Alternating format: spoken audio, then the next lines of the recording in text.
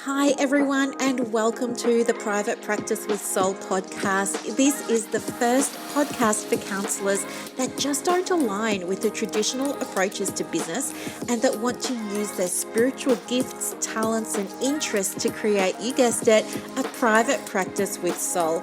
So, look, leave it to me to provide you with everything you need, including strategies that you can use to increase your income, reduce your workload, and of course, increase inquiries and referrals to your beautiful soul-led private practice.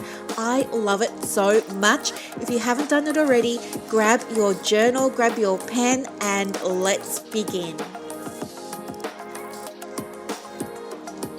Good morning, everybody. Happy Saturday, and welcome to another episode of the podcast. You know what? I want to begin this episode by saying thank you so much to everybody that got in touch with me following the previous one. So I had comments about, being transparent and comments about, thanks for sharing the numbers. And I had lots of comments saying, but how did I get to those numbers? So that's one of the things that I want to focus on today, because I want you to be able to, build your monthly recurring revenue as well. So for those of you who are just new and you haven't had a chance yet to listen to the previous episode, I was sharing in there with complete openness the numbers for my monthly recurring revenue. So in your business, depending on the model that you have in your business, you will have a few different avenues for revenue to enter. Okay. And one of those avenues for me, it's not my only avenue, but it's one that I've been focusing on this year in building.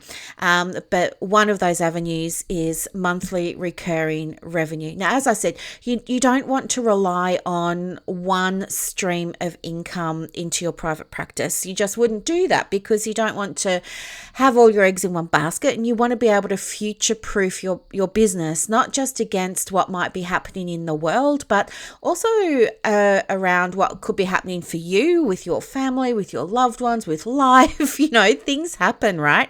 So you want to make sure that you future-proof by being able to know and trust that there's money coming in without you needing to be in the chair, so to speak, to bring it in. And so, there are many different ways, and I use lots in my private practice, and I share that with my high-level mentorship clients.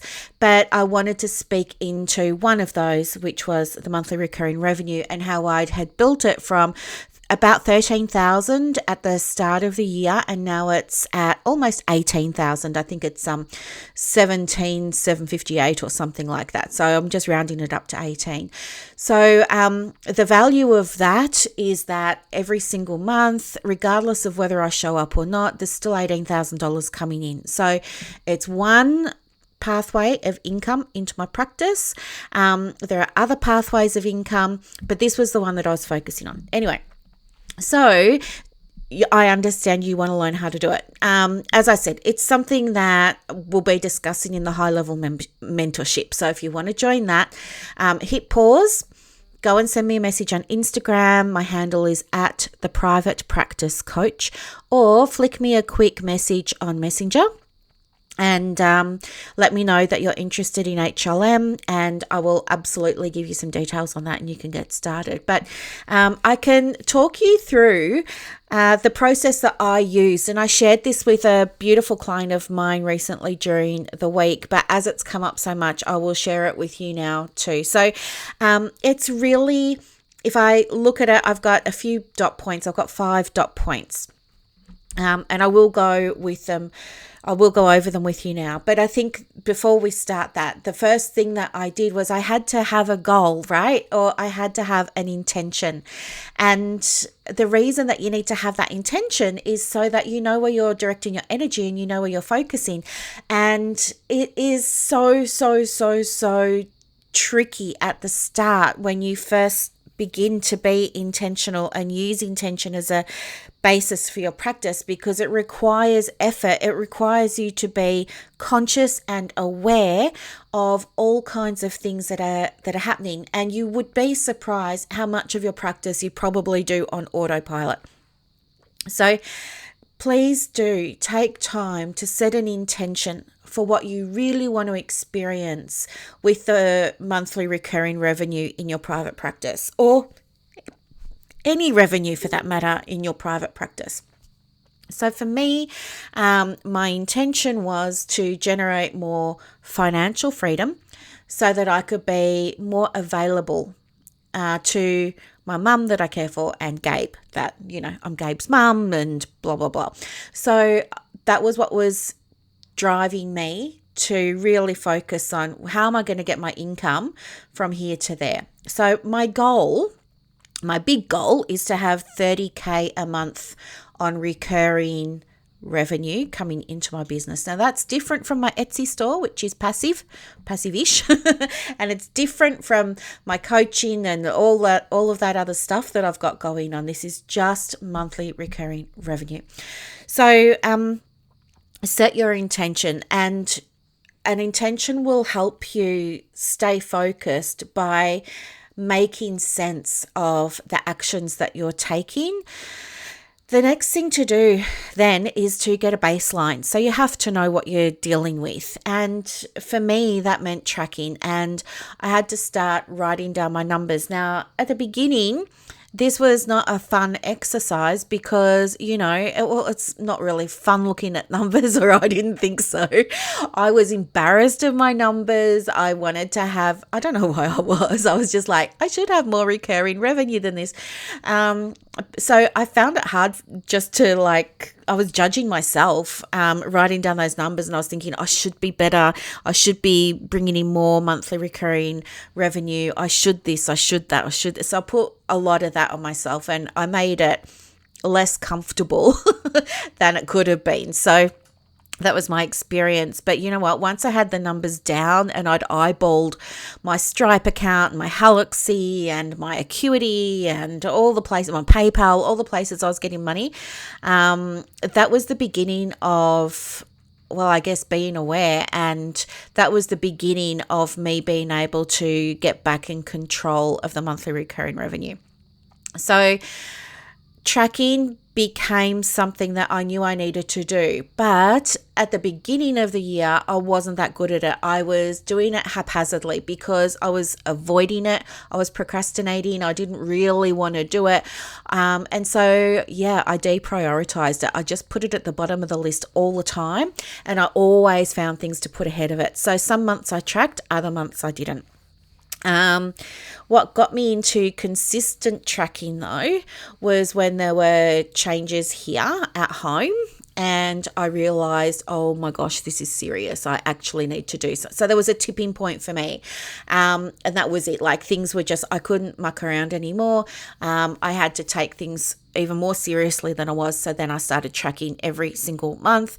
Every dollar that came in, I tracked receipts. So this is the thing. I have a bookkeeper, I have an accountant, and they do all the financial stuff. So when I was thinking to myself, what's the easiest way for me to track, I thought I'll just track incoming revenue, right? Just the revenue. I wasn't going to track myself, the outgoings. I just wanted to track receipts. And so that's what I did. I just, 24 hours after, I would go in and track receipts. So if it was Monday, I wouldn't track Monday's income on Monday. I would track Monday's income on Tuesday. Why? Because I have an increasing number of international clients, a lot from America now and the UK, and almost as many as Australian clients. And so, when they're making payments, people sign up for things at all different times of the day and night. So if I had just tracked my money at the end of my working day, then I wouldn't have been able to attribute the other payments that were coming in before midnight to that day's income, if you know what I mean. So anyway, I just wait 24 hours and I do it. So like today's Saturday, so today I'll be tracking yesterday's monthly recurring revenue.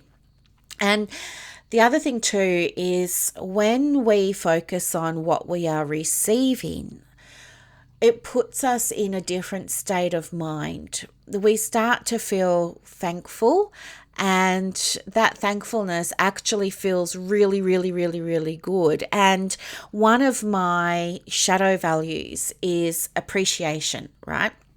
I know not many people talk about their shadow values, but you know me, I'm an open book and I'm happy to discuss mine with you. But one of my shadow values is appreciation. I love that feeling of being seen. I love that feeling of being heard. And every time I track the receipts into my business, or the sales, or the income, or the payments that are coming through, that fills me up. That makes me feel like, yeah, I'm appreciated. It makes me feel like I've got something people want. It makes me feel like I'm helping. It makes me feel like I'm contributing. It makes me feel like I'm in service.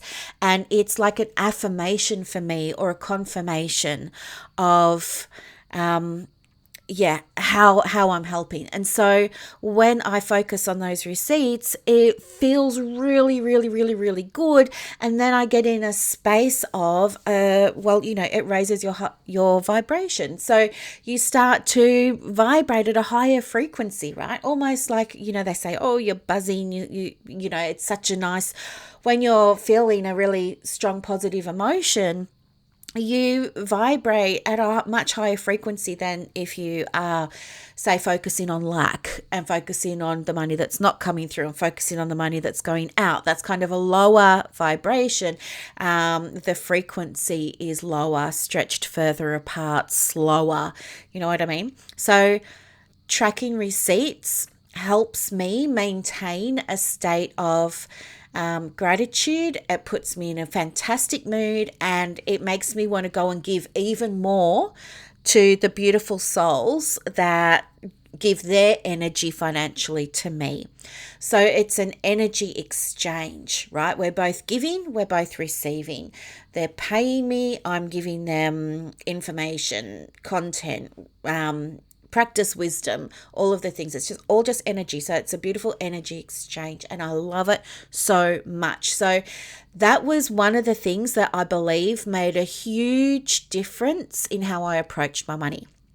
And when you're in that positive, appreciative, thankful, grateful mindset, you start to receive more, because vibrationally you're putting it out to the universe. Thank you for sending me this. I love it. Thank you, thank you, thank you. And the universe says, oh, okay, she wants more of that. I'll give her more of that. And you watch your monthly recurring revenue, or your sales, whatever you're going to focus on, will increase. It can't not. It's the law. It cannot. If things will go stagnant and decrease if you don't allow yourself to tap into the appreciation and the gratitude. That's when things will, and you'll start to say to yourself, oh no, this is going to be a quiet period. Oh no, the money isn't here. Oh no, my reality is this. Well, here's the thing, you get to create your reality. And the way that I shifted mine from, how am I going to make this happen, was, oh my gosh, it's already happening. I'm already doing it. I'm already receiving. I'm already the woman that receives. I'm already the private practice owner that receives. I'm already in an energy exchange with people, and it feels really, really, really, really good.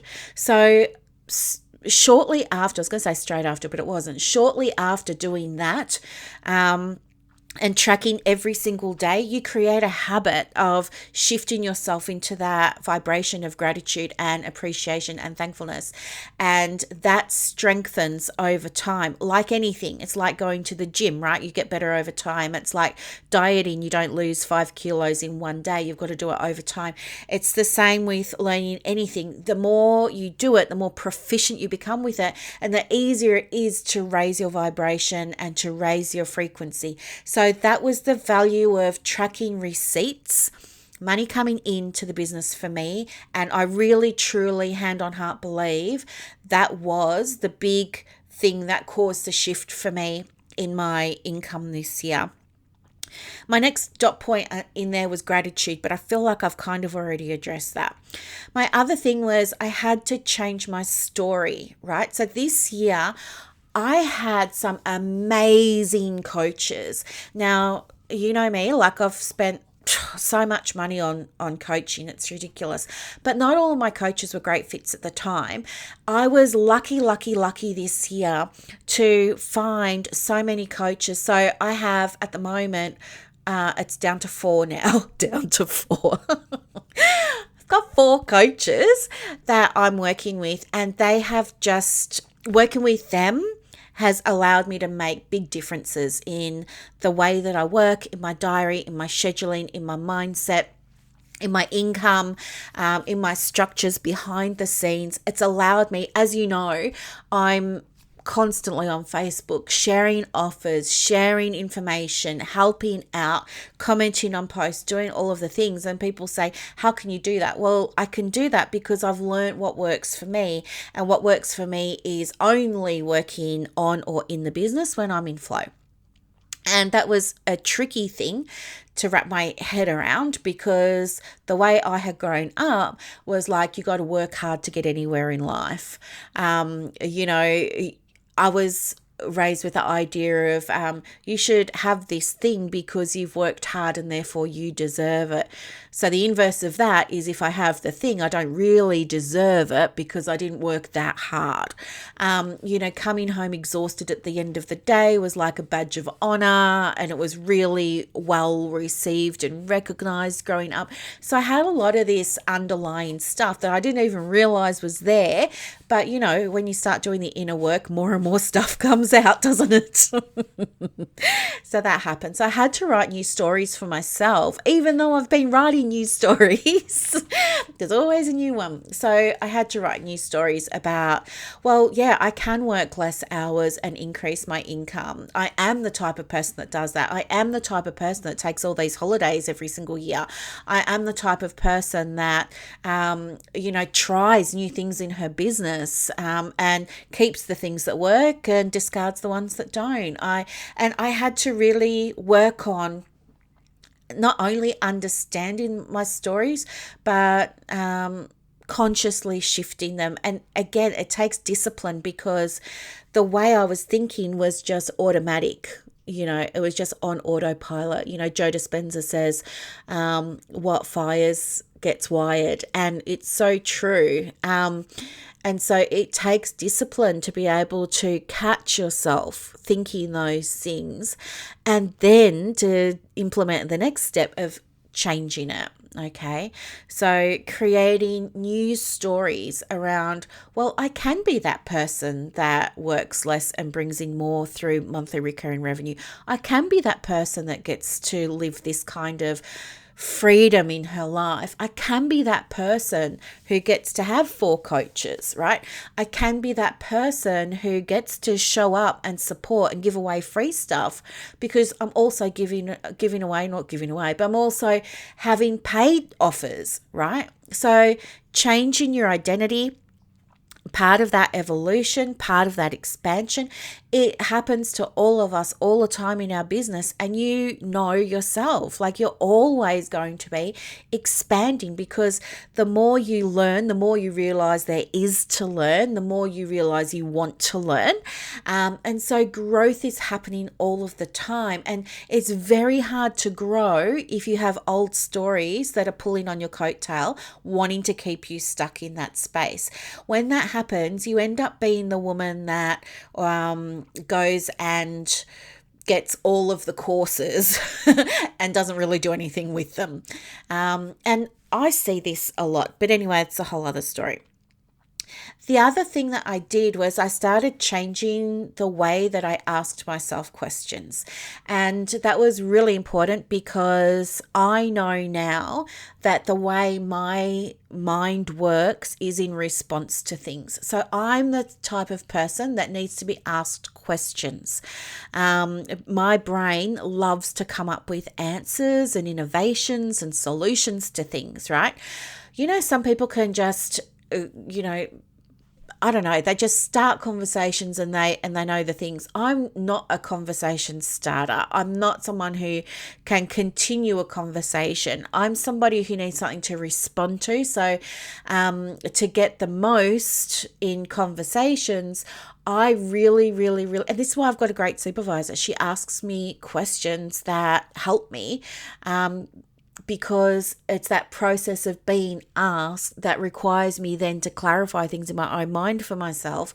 And that's how she draws things out of me. So definitely understanding that, I have the answers within me, that I get my answers from my higher self or from my soul or from consciousness or from God energy or whatever verbiage you want to use, and trusting that I can do it, and trusting that well, it's not even trusting, actually. It's making time in my schedule to do it, because sometimes I revert back to my old ways of thinking and I say to myself, oh, yes, well, that sounds great, Brooklyn, to sit down with your journal and just journal things out for a moment. But you've got other things to do. You've got to get into ClickFunnels. You've got to update your Facebook ads. You've got to check your email list. You've got to, do you know what I mean? So sometimes I still revert to putting things like connecting with my higher self on the bottom of my to-do list.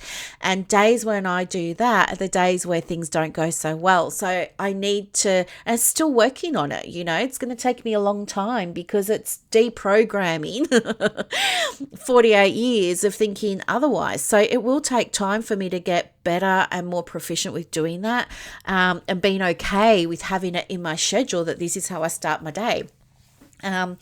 So yeah, asking myself better questions and allowing myself to trust that it's safe for me to lean into my practices at the start of my workday or at some point during my workday. The other thing that helped me with my monthly recurring revenue was also understanding about working with energy. So working with flow, working in flow. And that was tricky initially too, because again, I had been taught that you got to virtually kill yourself to be able to put your feet up at the end of the day and feel like you'd done a good job. Like the measure of hard work was how tired you were at 5 o'clock or whatever. So it took me a little bit of time, but guess what? I ended up actually loving it in the end. And now I'm like yesterday, I was just like, do you know what? I'm not in flow today, not feeling it today. I'm just going to not work today. So I didn't. I did a little bit in the morning, but then after that, there were things that I was excited to do.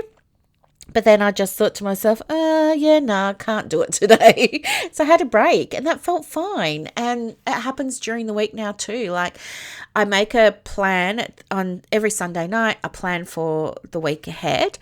And every night in that week, I do like a mini plan for the next day ahead, and I put all these things that I want to do and I schedule them into my structured app, which I love. And you know what? Some days I look at my structured app and I just think to myself, not today.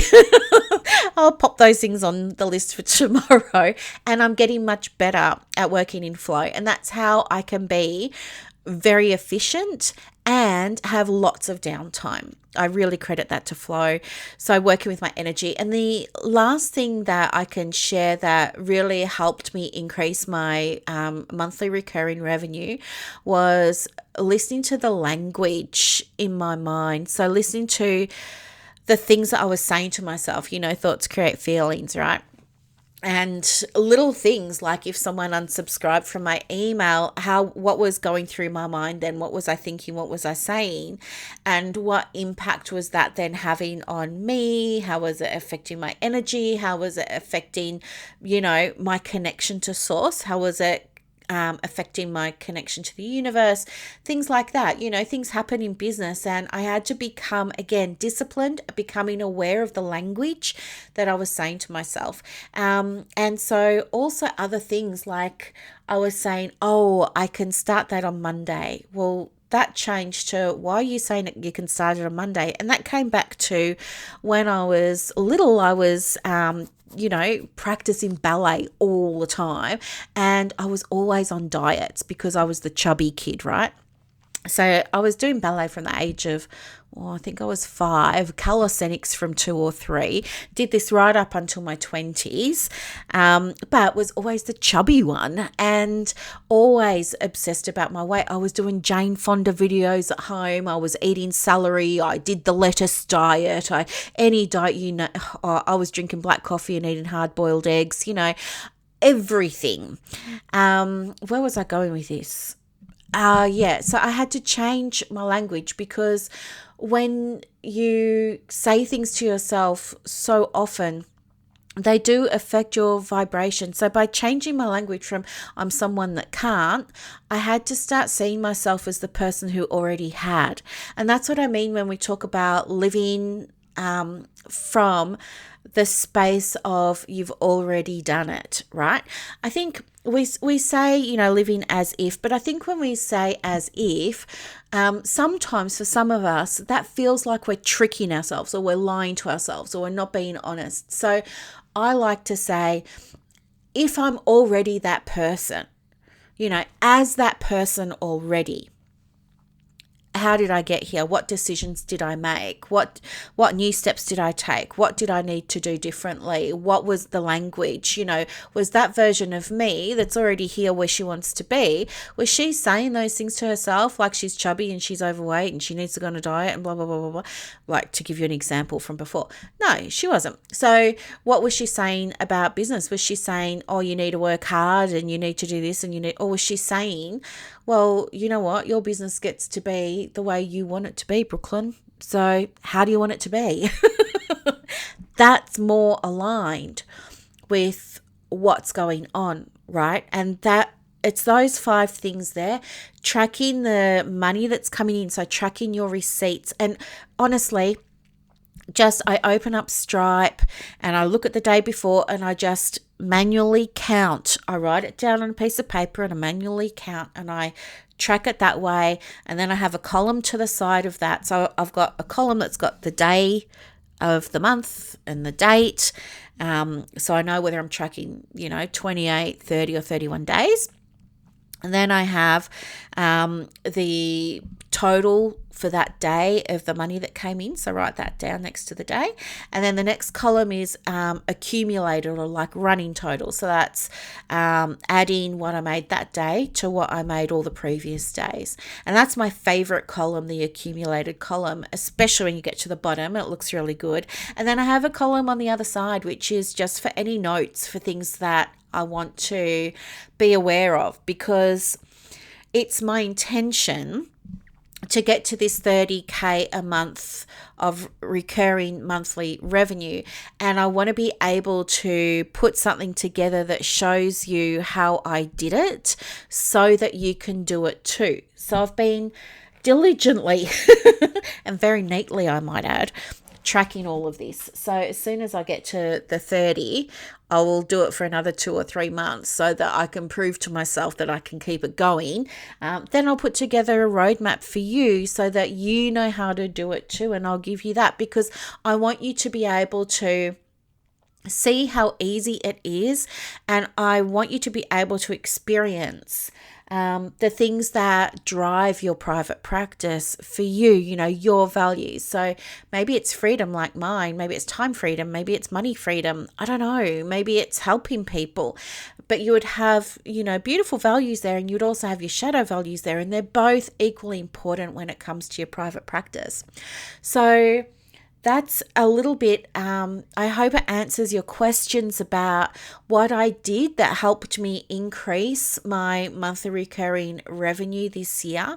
And you know what? It was really, really manageable. I mean, if you think about it, it was like, I don't know, 10 or 11 months, and I increased it by $5,000. So that's increasing it very steadily at like $150 a week roughly, right? You can do that. Of course you can do that. That's easy to do. And hey, I did it with like $7 membership.